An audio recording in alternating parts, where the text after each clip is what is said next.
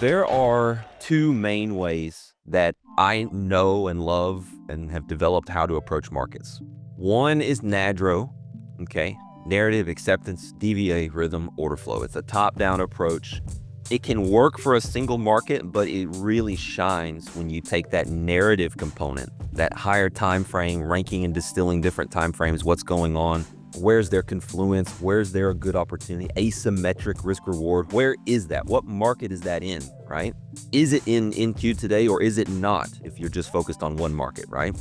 And with that, you identify the best opportunities in terms of risk reward skew, right? Less choke points, as one of my new mentoring students put it in his prep work the other day, or process work. Less choke points along the way. And you find those runways where you've got really good risk reward structurally, contextually, and you go trade those markets. Maybe you swing trade, maybe you trade very short term, essentially almost scalping them, but you know what market you want to trade and you know what direction you want to trade it.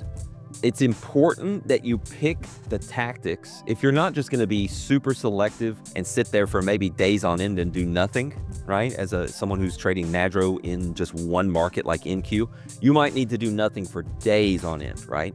No trades. It's important that you find the right fit of tactics, strategies, methodologies, things to apply to the right conditions. And that's, again, what you guys have heard me compliment Credelli on with this show. He's always bringing guests on and he's always trying to teach you guys, what are the conditions like today? What are the conditions like?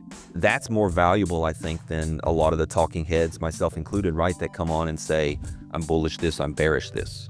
Because a lot of times there's not a ton of insight behind the whys of the bullish or the bearish that's being done.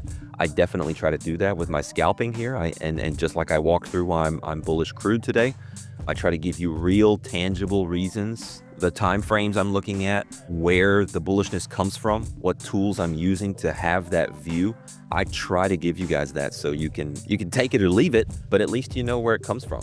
If someone just blindly says bullish or bearish, it's worthless, right, to you.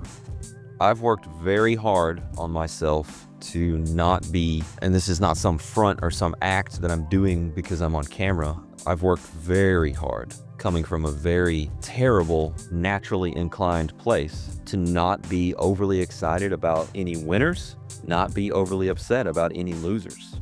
In fact, not really be excited or upset about either.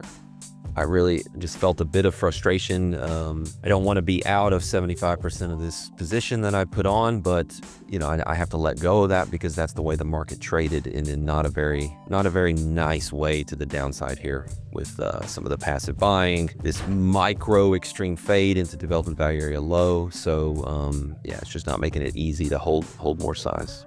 A lot of times after a outsized, no pullback directional move, right?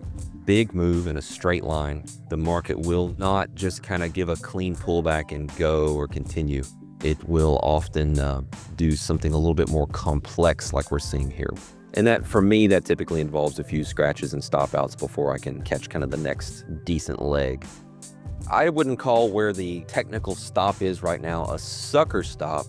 I would say if I had it right up here in this region, right around 230, 231, that would be the sucker stop. Because if we're getting to where I'm stopping out, there's like a 90% chance we're getting up into here, right? So I'm just kind of saving myself a little bit. So no, I would not call my stop the sucker stop.